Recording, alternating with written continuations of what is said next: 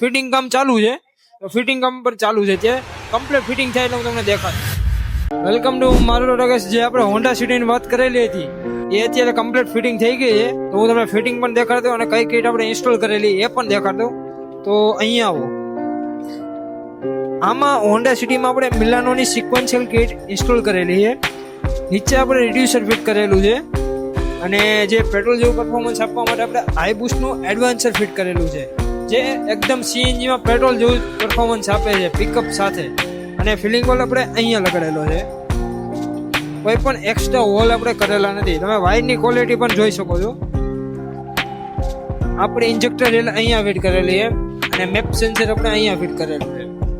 Complete આપણે factory fitting જેવું જ આપણે વર્ક કરીએ છીએ, કંપની ફિટિંગ જેવું જ આપણે સીએનજી વર્ક કરીએ છીએ. હવે તમને બૂટ સ્પેસની વાત કરતો હતો કે હોન્ડા સિટીમાં બૂટ સ્પેસ કેટલી આપણે વાપરવા મળે, તો ચાલો પાછો.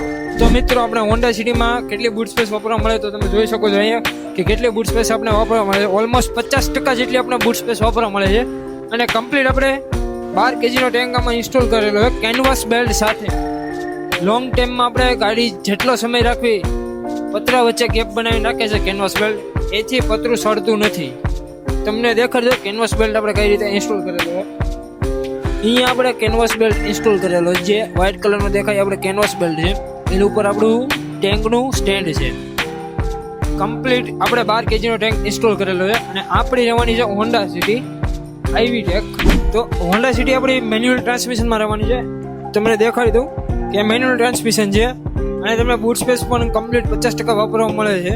જો તમારી પાસે પણ હોન્ડા સિટી હોય અને એમાં સીએનજી ફિટ કરવાનું વિચારતા હો તો અવશ્ય મુલાકાત લો મારુતિ ઓટો ગેસની. આ વિડીયો પસંદ આવે તો લાઈક, શેર અને સબસ્ક્રાઇબ જરૂરથી કરજો.